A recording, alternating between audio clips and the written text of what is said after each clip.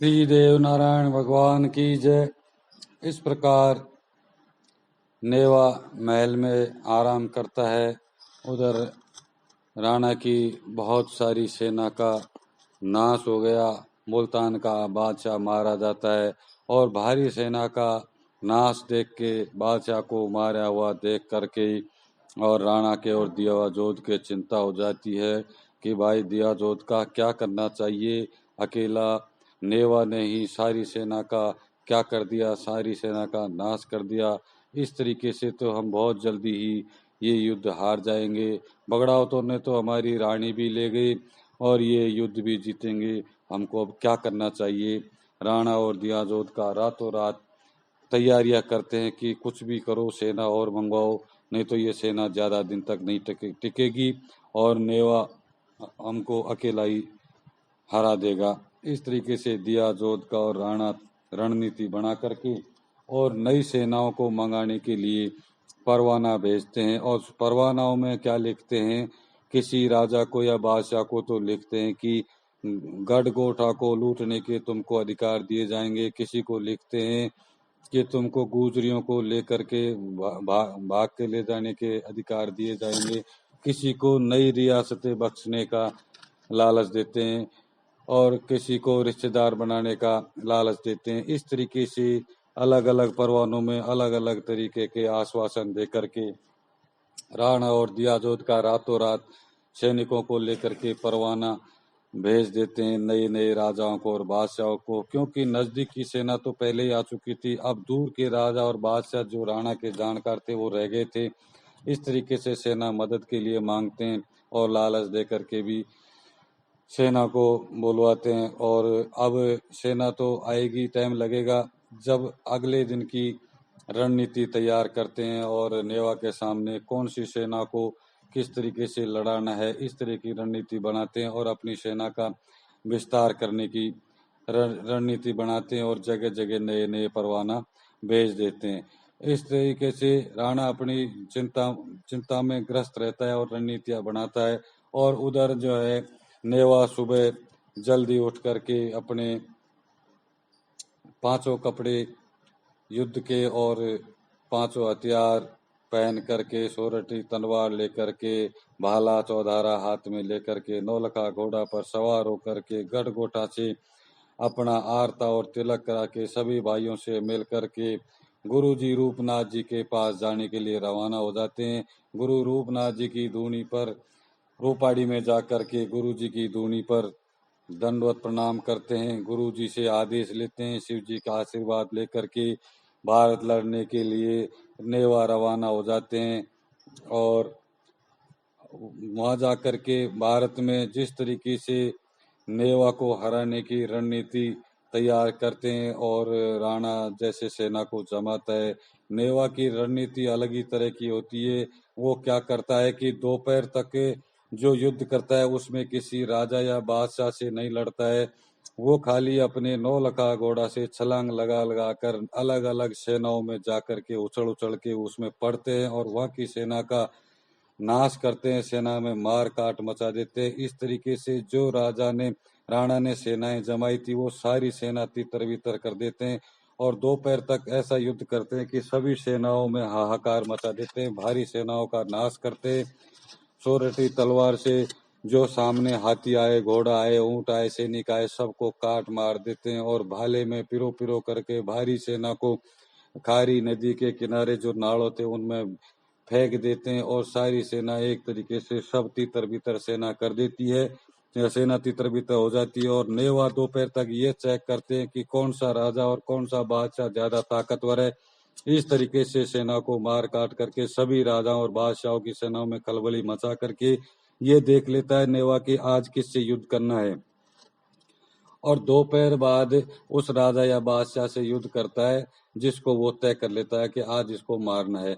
जब दोपहर तक वो सारी सेनाओं में खलबली मचा देता है तो बहुत सारे सैनिक तो जो कायर होते हैं वो तो भाग जाते हैं और बहुत सारे राजा और बादशाह अपनी सेना को दोबारा से जमा नहीं पाते हैं और नेवा जिसको चाहता है उस बादशाह को और उस राजा को शाम तक मार गिराता है।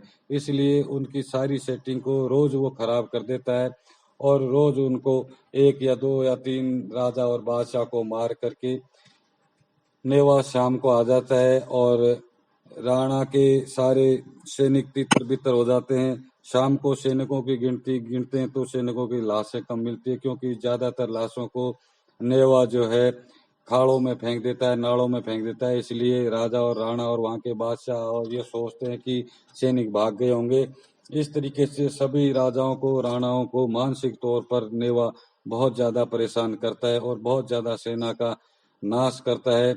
और नेवा की जब झकाझक तलवार चलती है तो उसको देख करके बहुत सारे सैनिक इधर उधर हो जाते हैं। नेवा के सामने युद्ध करने को बहुत ही कम लोग तैयार होते हैं और शाम होते होते जो है राजा और राणा बादशाह सब परेशान होकर के नेवा के सामने युद्ध पर बहुत ही कम लोग डट पाते हैं। इस तरीके से नेवा अपनी रणनीति बना करके युद्ध करता है और इस तरीके से रोज ही शाम को राणाओं से युद्ध करके और उनको मार करके और शाम को अपने गुरु जी के पास आकर के गुरु जी की धूनी पर सबको तो गुरु जी की धूनी पर दंडवत प्रणाम करते हैं। दंडवत प्रणाम करने के बाद में अपना इलाज करा करके नौलखा घोड़ा और नेवा महल में आ जाते हैं। इस प्रकार रोज युद्ध करता हुआ नेवा बहुत सारे राजाओं को मार देता है,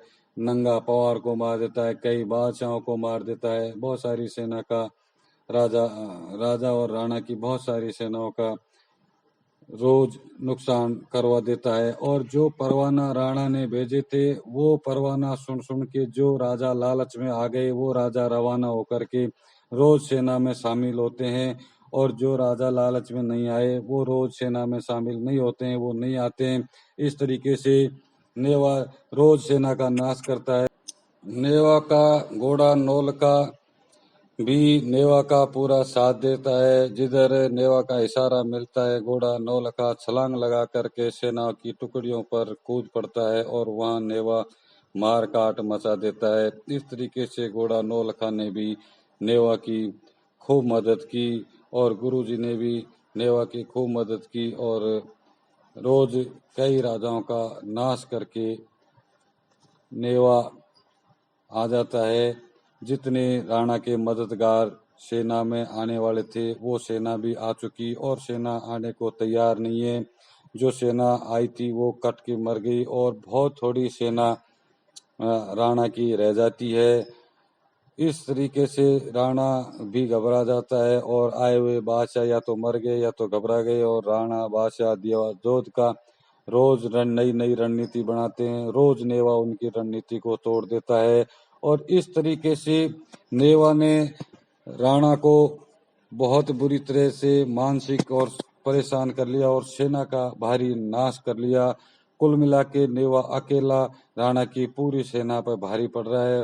भारत में नेवा अकेला वीर ऐसा है जो सुरक्षित रोज अपने घर को आ जाता है और रोज राणा की सेनाएं आती हैं। जो जो परवाने भेजे थे वो सेनाएं आती रहती हैं और रोज नेवा गुरु जी से शाम को दंडवत प्रणाम करता है और महलों में आ जाता है। सुबह रोज जाता है, वही गुरु जी को प्रणाम करके सेना का नाश करके गुरु जी को शाम को अपना इलाज करा के प्रणाम करके और रोज महलों में आकर के सोता है। इस तरीके से भारी सेना का नाश कर दिया।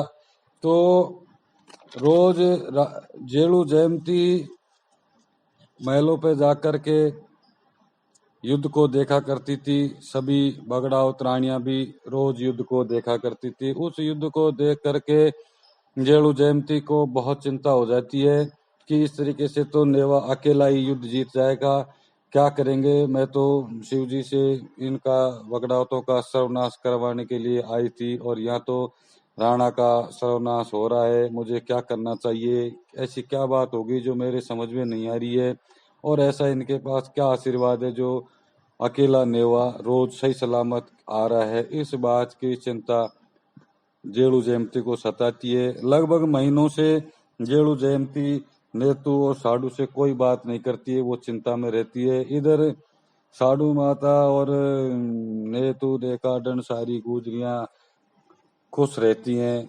रोज मंगलगान करके उनको रवाना करती हैं, रोज आने का स्वागत करती हैं, रोज बगड़ावतों का गोठा में मंगलगान होता है। और जेड़ू जयंती के समझ में नहीं आता है कि इसका क्या करना चाहिए और ये बगड़ाओ युद्ध कैसे हारे। अब जो होनी होती है वो होकर रहती है, किसी के बस में नहीं है होनी को रोकना। और एक दिन ऐसा आता है कि बगड़ावतों का बहुत ज़्यादा उत्साह होता है और जेलू जयंती को वो बात पता चल जाती है जो बगड़ावतों ने छुपाई थी।